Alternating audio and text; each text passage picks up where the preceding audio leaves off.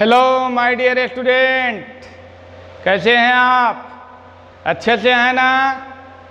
बिल्कुल बढ़िया। तो myself professor DN Pandey, station road Fatuha Patna, you are a student of 12th class.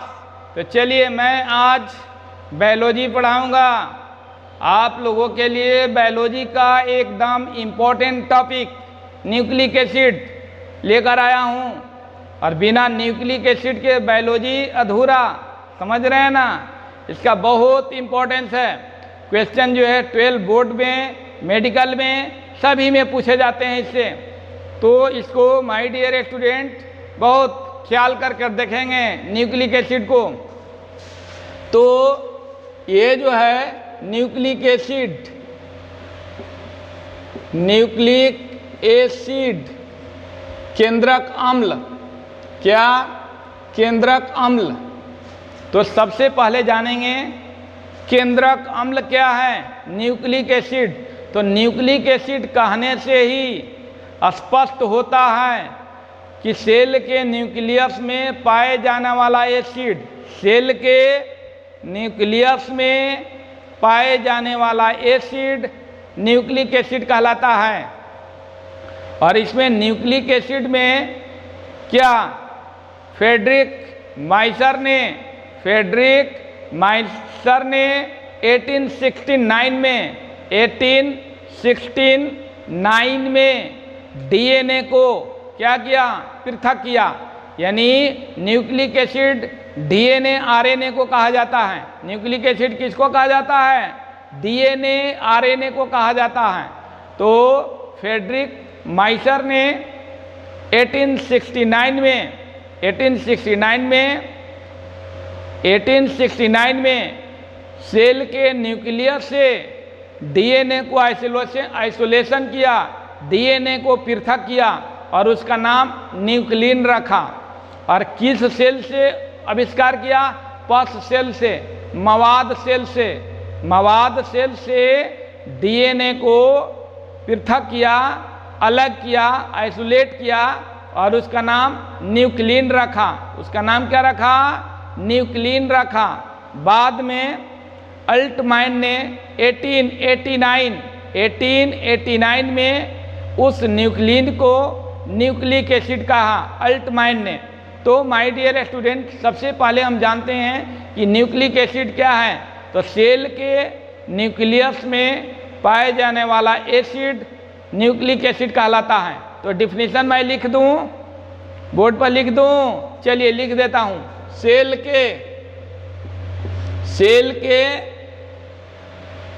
के nucleus में पाए जाने वाले एसिड को न्यूक्लिक एसिड कहा जाता है। सेल के न्यूक्लियस में पाए जाने वाले एसिड को न्यूक्लिक एसिड कहा जाता है। अब देखेंगे फ्रेडरिक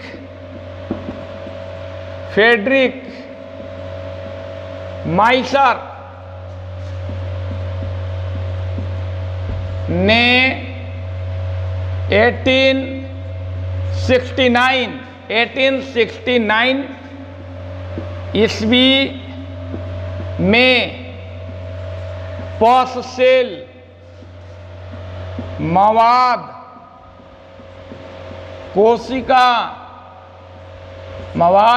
कोशिका से DNA का आइसोलेशन पृथक किया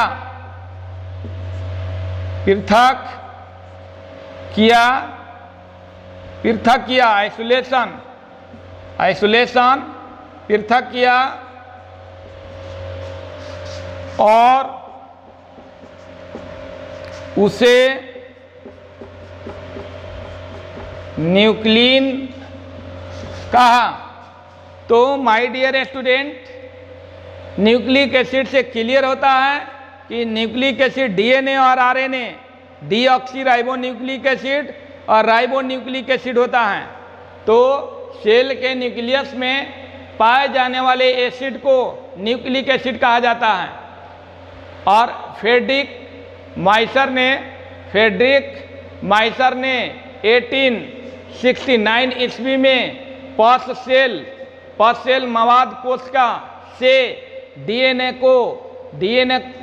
को क्या किया, आइसोलेट किया, पृथक किया और उसे न्यूक्लिन कहा। उसका नाम क्या रखा, न्यूक्लिन।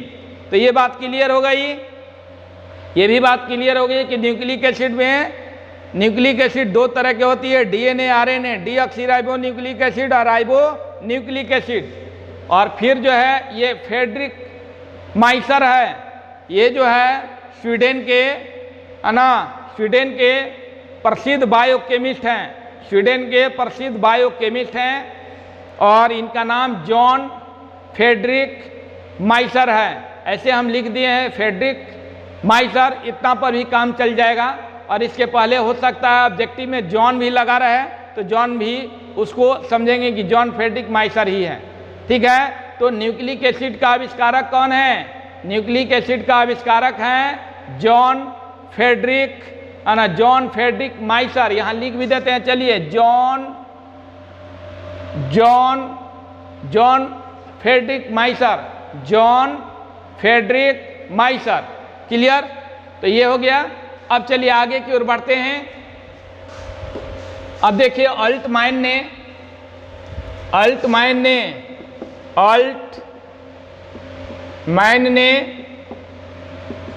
न्यूक्लिन को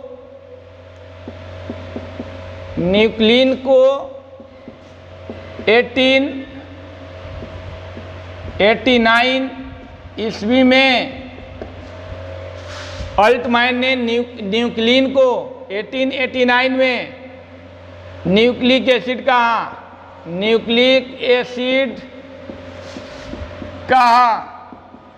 इससे क्या स्पष्ट होता है कि जो न्यूक्लिक एसिड का नेचर होता है वो एसिडिक होता है, अम्लीय होता है। न्यूक्लिक एसिड का जो नेचर होगा, ये जॉन फ्रेडरिक माइसर लिख लिए, तो याद रखेंगे कि न्यूक्लिक एसिड का आविष्कारक कौन है, जॉन फ्रेडरिक माइसर। कब? 1869 में। किस सेल से? मवाद कोशिका से। किसको पृथक किया? डीएनए को पृथक किया। और डीएनए को पृथक करके उसका नाम क्या रखा? न्यूक्लिन रखा। उसका नाम क्या रखा? न्यूक्लिन। और अल्टमाइन ने न्यूक्लिन को 1889 ईस्वी में न्यूक्लिक एसिड कहा अल्टमाइन ने। क्लियर? तो ये अल्टमाइन ने न्यूक्लिन को 1889 में न्यूक्लिक एसिड कहा। क्लियर? तो अब देखिए, लिख लिए इसको। चलिए आगे की ओर बढ़ते हैं।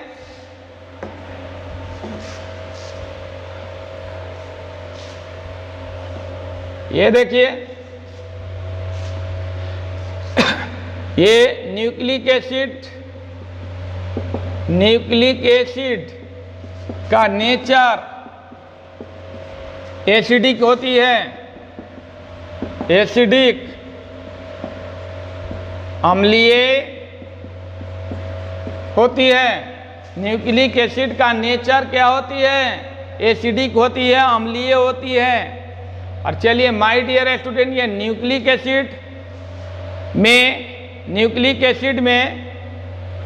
एसिड क्या चीज़ से मिलकर बनी होती है? तो ये न्यूक्लियोटाइड से, बहुत सारे न्यूक्लियोटाइड मिलता है तो न्यूक्लिक एसिड का निर्माण होता है। बहुत से न्यूक्लियोटाइड्स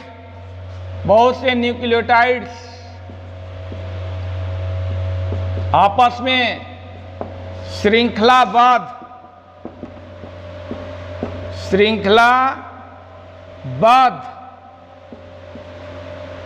श्रृंखलाबद्ध होते हैं तो न्यूक्लिक एसिड का निर्माण होता है। तो माय डियर स्टूडेंट, बहुत सारे न्यूक्लियोटाइड्स आपस में श्रृंखलाबद्ध होंगे तो न्यूक्लिक एसिड बनेगा। यानी न्यूक्लिक एसिड किसका पॉलीमर है? न्यूक्लियोटाइड का पॉलीमर है, न्यूक्लियोटाइड का बहुलक है। न्यूक्लिक एसिड किसका बहुलक है? न्यूक्लियोटाइड्स का बहुलक है। यहाँ लिख सकते हैं, इसको लिख लिए। मुस्कान लिख रही है ना? लिखो जल्दी। पायल, सोनी सब लिख रही है। फिजा परवीन, अनुप्रिया, सिंपी, स्वीटी सब लिख रही है। सभी बॉयज स्टूडेंट लिख रहे हैं, सभी गर्ल्स स्टूडेंट लिख रहे हैं ना? कॉपी निकाले हैं, नोट्स बना रहे हैं ना? चलिए, अच्छी बात है, नोट्स बनाना, याद करना। क्लियर? इसको साफ कर दें, इसको। चलिए आगे की ओर बढ़ते हैं।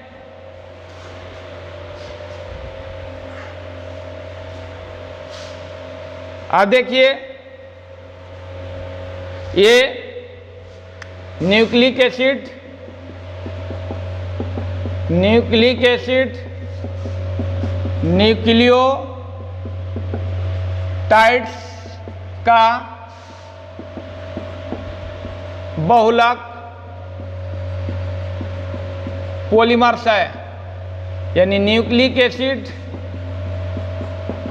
न्यूक्लिक एसिड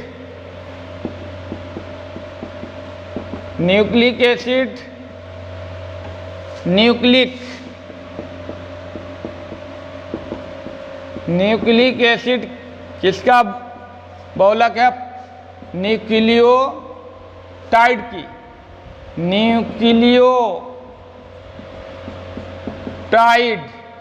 न्यूक्लियोटाइड के पॉलीमर्स हैं।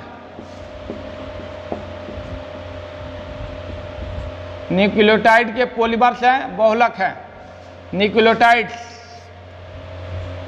यानी बहुत सारे न्यूक्लियोटाइड्स मिलते हैं तो न्यूक्लिक एसिड का निर्माण होता है। तो न्यूक्लिक एसिड पूछा जाए किसका बहुलक है? न्यूक्लियोटाइड्स का। यानी न्यूक्लिक एसिड में क्या आता है? डीएनए। डीएनए भी किसका बहुलक है? डीएनए किसका बहुलक है? न्यूक्लियोटाइड्स के। डीएनए किसका बहुलक है? न्यूक्लियोटाइड्स के बहुलक है। क्लियर? अब देखिए, जब न्यूक्लिक एसिड न्यूक्लियोटाइड से बनी होती है तो न्यूक्लियोटाइड्स में कौन कौन से तत्व होते हैं? न्यूक्लियोटाइड्स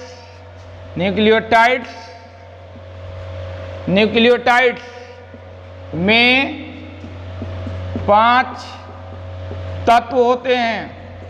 वे तत्व हैं carbon, hydrogen, oxygen, nitrogen, phosphorus. Nucleotides में कितने तत्व होते हैं? 5 तत्व होते हैं। वह तत्व कौन कौन हैं? Carbon, hydrogen, oxygen, nitrogen, phosphorus. Carbon, hydrogen, oxygen, nitrogen, phosphorus. तो ये 5 तत्वों से मिलकर न्यूक्लियोटाइड्स का निर्माण होता है। अब चलिए, इसमें कितने मोलेकुल होते हैं? न्यूक्लियोटाइड में कौन कौन से मोलेकुल होते हैं वो भी मैं बता देता हूँ। तो इसको जल्दी से नोट करेंगे, फटाफट इसे नोट करिए, जल्दी से नोट करेंगे। My dear student, you are a student of 12th class. जल्दी से इसे नोट करेंगे। क्लियर? नोट कर रहे हैं सभी लोग? चलिए आगे की ओर बढ़ते हैं। इसको let us move on, let us proceed further. तो मैं आगे बढ़ूं। चलिए, मैं आगे की ओर बढ़ रहा हूं और एक एक बात समझाते हुए आपको मैं क्लास को आगे की ओर बढ़ा रहा हूं। आप मेरे बात को समझते हैं या नहीं? गेटिंग माई पॉइंट और नॉट गेटिंग माई पॉइंट? मेरे बात को समझ रहे हैं? चलिए, तो यहाँ न्यूक्लियोटाइड्स में मोलेकुल, न्यूक्लियोटाइड्स के मोलेकुल। पहला ये पेंटोस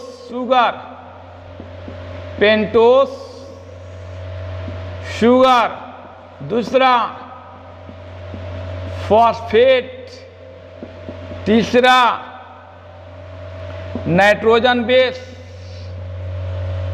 नाइट्रोजन बेस ये पेंटोस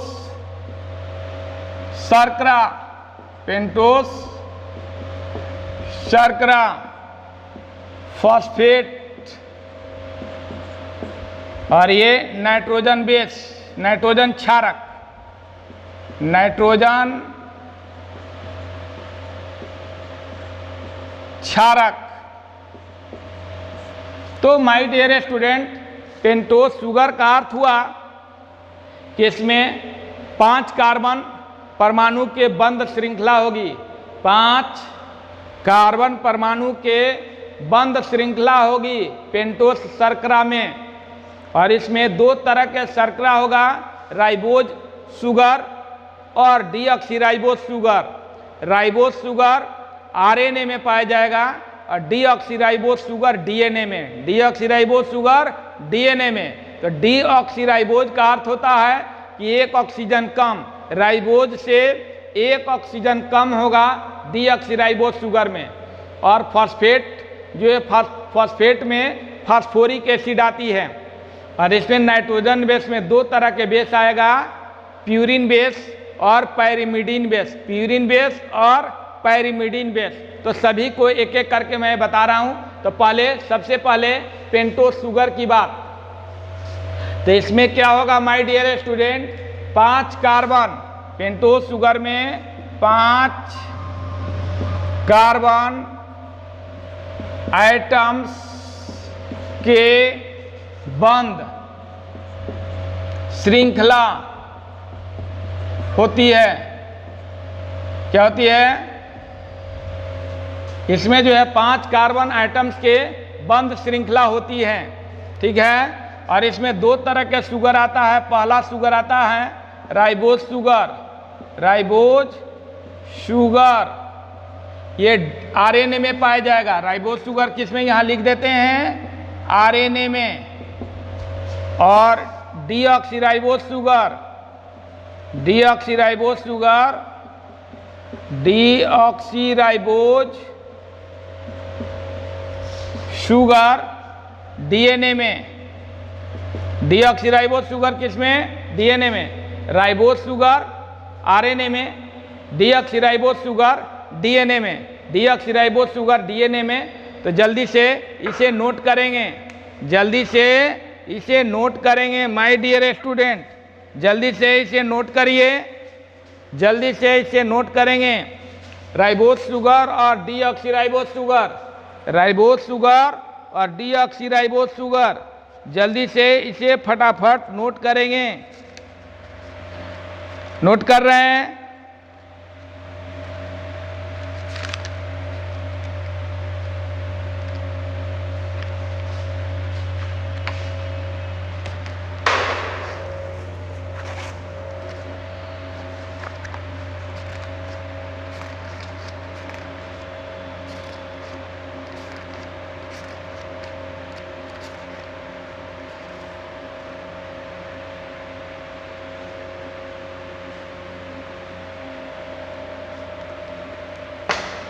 नोट कर लिए?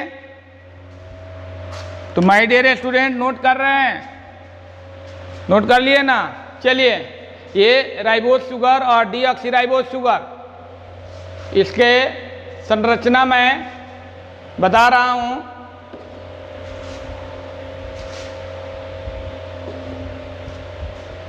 डिस्टर्ब हुआ 1 मिनट, कोई दरवाजा पर दिखाई दिया था। चलिए, राइबोज शुगर और डीऑक्सीराइबोज शुगर। तो ये राइबोज शुगर, राइबोज शुगर में ये ऑक्सीजन आइटम है, ये ऑक्सीजन आइटम,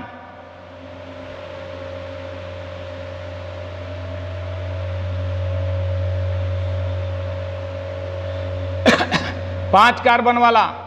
तो ये हो गया, ये 1 2 3 4 5 ऐसे यहाँ से यहाँ ऑक्सीजन जो है, ऑक्सीजन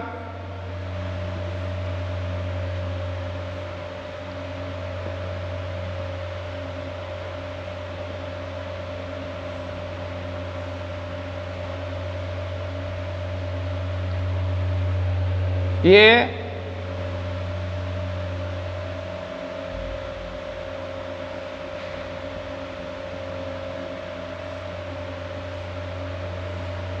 हो गया, ये हो गया कार्बन कार्बन कार्बन कार्बन। तो यहाँ H OH H OH H OH, और यहाँ हो गया H और H2, H हो गया, O हो गया, H हो गया, O हो गया, और H2 हो गया, C हो गया, CH2OH। तो यहाँ देखिए ये राइबोज शुगर हुआ। राइबोज शुगर में कितना कार्बन है? 1 2 3 4 5 कार्बन। 1 2 3 4 5 कार्बन। तो 5 कार्बन हो गया। और हाइड्रोजन देखिए कितना है? हाइड्रोजन कितना है? ये O है 1 2 3 4 5 6 7 8 और 2 10। और ऑक्सीजन कितना है? 1 2 3 4 5। ये 5, ये राइबोज हुआ, ये राइबोज शुगर। तो मैंने क्या कहा कि 5 कार्बन वाली बंद श्रृंखला, 5 कार्बन है ना, 1 2 3 1 2 3 4 5, 5 कार्बन वाली बंद श्रृंखला। तो C5H10O5, तो ये राइबोज शुगर हो गया। ये आरएनए में पाया जाएगा। अब देखिए डीऑक्सीराइबोज शुगर डीएनए में पाया जाता है। तो डीऑक्सी का अर्थ होता है, डी मीन्स कम हो जाना। क्या? ऑक्सीजन। ऑक्सी, ऑक्सी का अर्थ हुआ कि एक ऑक्सीजन कम हो जाना। इसमें एक ऑक्सीजन ज़्यादा है, 5 ऑक्सीजन है, इसमें 4 ही ऑक्सीजन आएगा। यानी राइबोज से एक ऑक्सीजन कम हो जाएगा तो डीऑक्सीराइबोज शुगर हो जाएगा। क्या हो जाएगा? Deoxyribose sugar. तो ये डीऑक्सीराइबोज शुगर ऐसे हो जाएगा।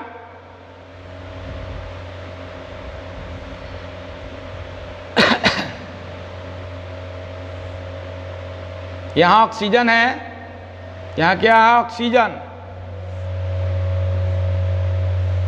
ये तो यहाँ H, यहाँ कार्बन है, यहाँ कार्बन है, यहाँ कार्बन है, यहाँ कार्बन है। तो यहाँ H हो गया OH, लेकिन यहाँ भी H, यहाँ भी H, यहाँ H, यहाँ OH, यहाँ H, और यहाँ हो गया HO और H2C।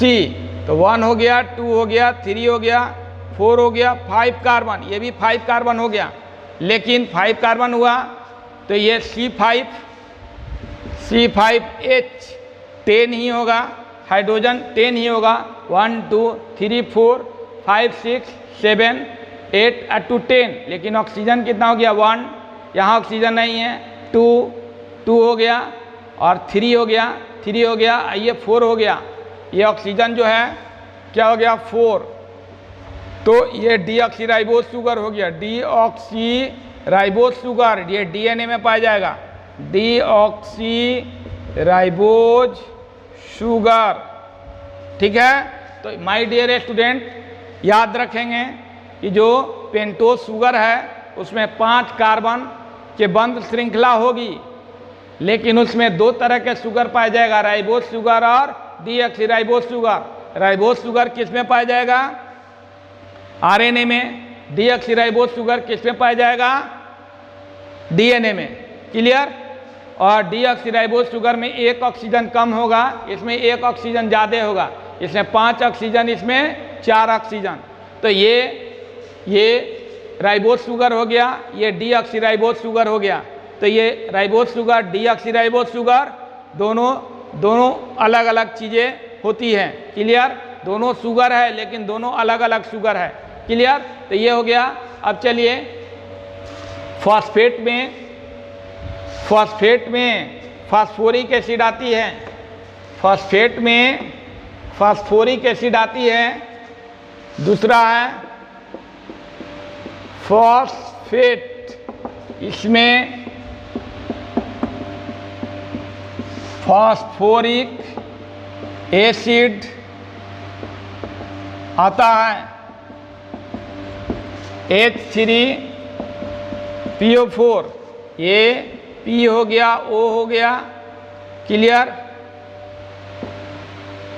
P double bond O, और ये हो गया O, ये H, ये O हो गया, H हो गया, और ये हो गया H, O हो गया, H हो गया, O हो गया, तो ये हो गया H3PO4, ये PO4 हो गया, 1 2 3 4, एक हाइड्रोजन हट जाएगा तो PO4 हो जाएगा, और ये हाइड्रोजन हट जाएगा, ये तीनों हाइड्रोजन हो जाएगा तो PO4 हो जाएगा, जिसे फॉस्फेट कहा जाता है।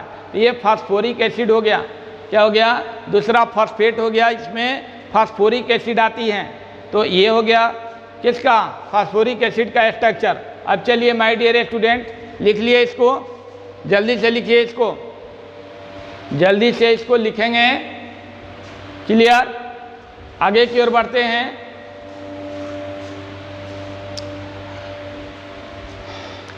ये तीसरा नाइट्रोजन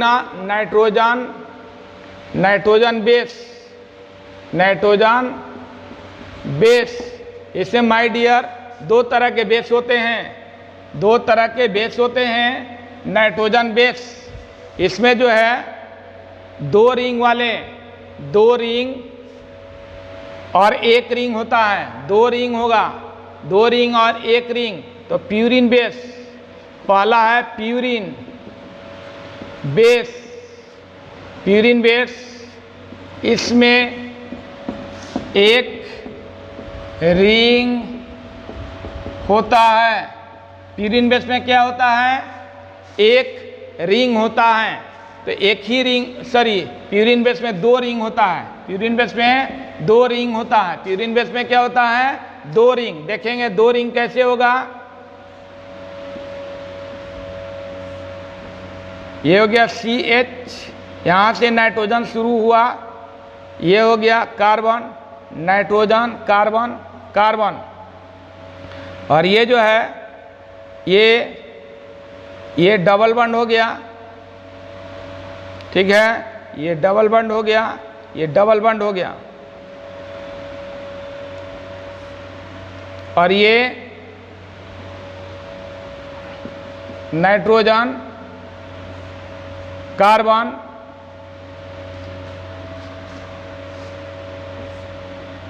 और ये नाइट्रोजन। ठीक है, ये नाइट्रोजन। तो यहाँ जो है ये 4 हो गया इसका, और यहाँ जो है आपको डबल बॉन्ड हो गया, और यहाँ जो है आपको हो गया 2 1 3 1 4। ठीक है, और यहाँ ये हो गया आपको कार्बन आइटम के वैलेंसी कितना हो गई? 1 2 3 4, और यहाँ 2 1 3, 2 1 3, और कार्बन क्या हो गया? 2 1 3 1 4। ठीक है, और यहाँ नाइट्रोजन हो गया। क्या हो गया? नाइट्रोजन के वैलेंसी 4 होती है, यहाँ 2 1 3 1 4। ये कार्बन की संख्या, ये 1 हो गया, 2 हो गया, 3 हो गया, 4 हो गया, 5 हो गया, 6 हो गया, 7 हो गया, 8 हो गया, 9 हो गया। क्या हो गया? 9। ये 9 हो गया, 9 हो गया। ये कार्बन की संख्या 1 2, ये 1 2 3 4 5 6 7 8 9। क्या हो गया? 9। तो यहाँ जो है 9 हो गया। क्लियर? तो यहाँ जो है 9 हो गया। तो यहाँ इसमें जो है प्यूरिन बेस में कितना? प्यूरिन बेस में कहाँ कहाँ नाइट्रोजन हुआ? 1 फर्स्ट पर हुआ, ये फर्स्ट पर, थर्ड पर, 7 पर, फर्स्ट 3, फर्स्ट 1 3 7, 9 पर नाइट्रोजन है। क्लियर? तो यहाँ जो है, यहाँ भी हाइड्रोजन लग जाएगा, ठीक है। तबे न नाइट्रोजन के वैलेंसी क्या होगी, 4 होगी। 1 2 3 नाइट्रोजन के वैलेंसी 3, 1 2 3, यहाँ 1 2 3 4, यहाँ भी नाइट्रोजन के 3, 1 2 3। तो माय डियर स्टूडेंट, ये यहाँ हो गया 1 2 3 4, नाइट्रोजन के वैलेंसी 3 और कार्बन के वैलेंसी 4। कार्बन जहाँ भी रहेगा 4 वैलेंसी द्वारा सेटिस्फाइड रहेगा। जैसे यहाँ कार्बन है तो ये क्या हो गया, कार्बन हो गया, तो ये 1 हो गया, 2 3 4 हो गया। तो ये प्यूरिन बेस हो गया। प्यूरिन बेस में 2 रिंग होती है। प्यूरिन बेस में क्या होती है, 2 रिंग होती है। तो 2 रिंग हो गया। अब देखिए प्यूरिन बेस में 2 तरह के एसिड आता है। प्यूरिन बेस में क्या आता है, ये लिख लिए। प्यूरिन बेस में 2 तरह के एसिड,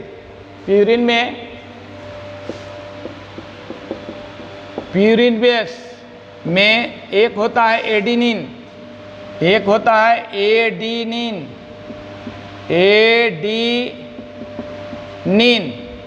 एडिनिन को ए से सूचित किया जाता है, और ये ग्वेनिन को जी से सूचित किया जाता है। तो प्यूरिन बेस हो गया। प्यूरिन बेस का स्ट्रक्चर ऐसे होगा, प्यूरिन बेस जो भी होगा ऐसे स्ट्रक्चर होगा, ठीक है। और एडिनिन और ग्वेनिन का भी स्ट्रक्चर इसी तरह से होगा। तो ये एडिनिन हो गया, ADENINE, एडिनिन। 2 तरह के बेस होता है, प्यूरिन बेस, और प्यूरिन बेस में 2 तरह का बेस होगा, एडिनिन और ग्वेनिन। एडिनिन और ग्वेनिन। क्लियर? अब देखिए पैरिमिडिन बेस। पैरिमिडिन बेस में सिंगल रिंग होगा। तो यहाँ देखिए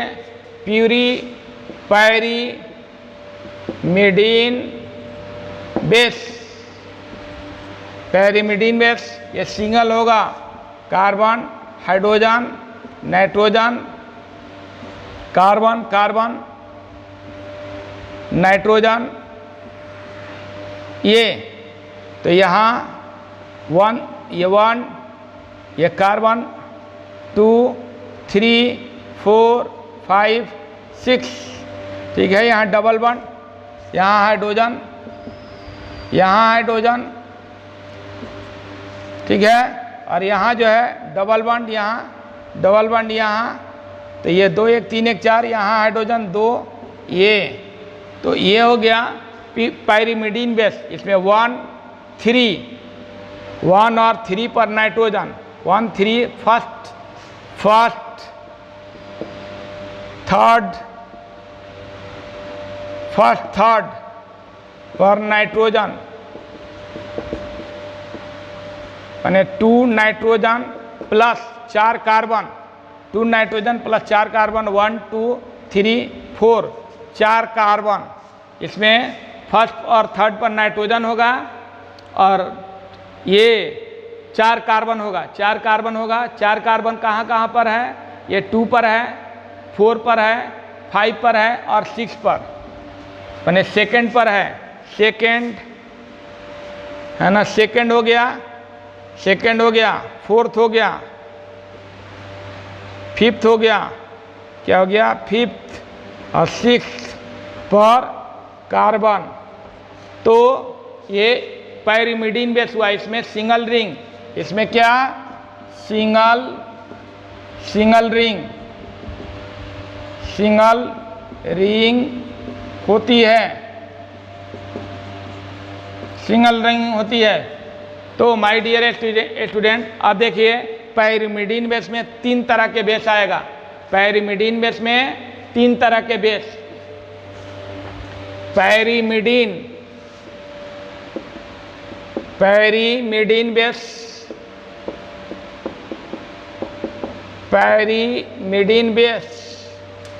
में ए आएगा थायमिन,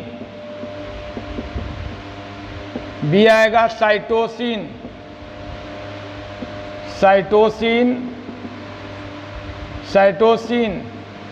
सी आएगा यूरेसिल, तो माय डियर स्टूडेंट, पैरिमिडीन में थायमिन, साइटोसिन, यूरेसिल। तो अभी आपने देखा प्यूरिन बेस में एडिनिन,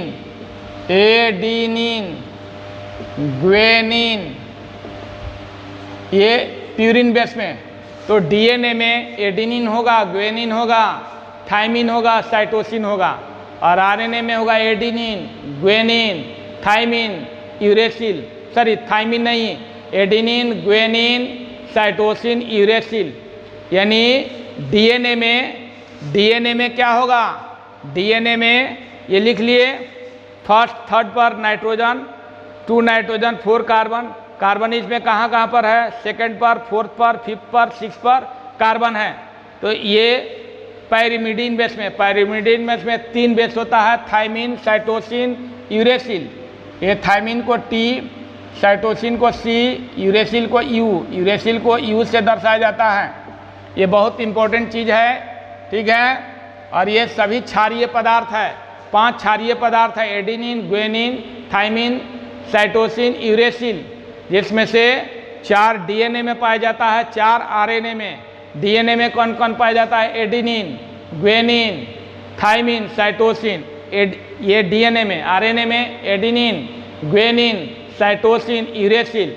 यानी आरएनए में थायमिन के जगह यूरेसिल होता है। यानी थायमिन को यूरेसिल द्वारा क्या किया जाता है? डिस्प्लेस किया जाता है। तो याद रहेगा डीएनए में कौन कौन से? Adenine, guanine, thymine, cytosine. RNA में एडिनिन, ग्वेनिन, साइटोसिन, यूरेसिल, ठीक है। आरएनए में पाया जाएगा जब आरएनए बताया जाएगा। तो माय डियर स्टूडेंट, ये न्यूक्लिक एसिड हो गया। और इसी न्यूक्लिक एसिड से कल जो है डीएनए के क्या करेंगे? पार्शियल ये हाइड्रोलाइसिस कराएंगे। तो देखेंगे न्यूक्लियोटाइड प्राप्त होगा, न्यूक्लियोटाइड का पार्शियल हाइड्रोलाइसिस कराएंगे तो देखेंगे न्यूक्लियोसाइड प्राप्त होगा, फास्फोरिक एसिड प्राप्त होगी। और न्यूक्लियोसाइड का पार्शियल ऑक्सीडेशन कराएंगे तो शुगर प्राप्त होगा और नाइट्रोजन बेस प्राप्त होगा और फास्फोरिक एसिड अलग रहेगा। और इस तरह से जो जितने ये डीएनए जो है न्यूक्लियोटाइड के क्या है? पॉलीमर है। न्यूक्लियोटाइड के क्या है? पॉलीमर है।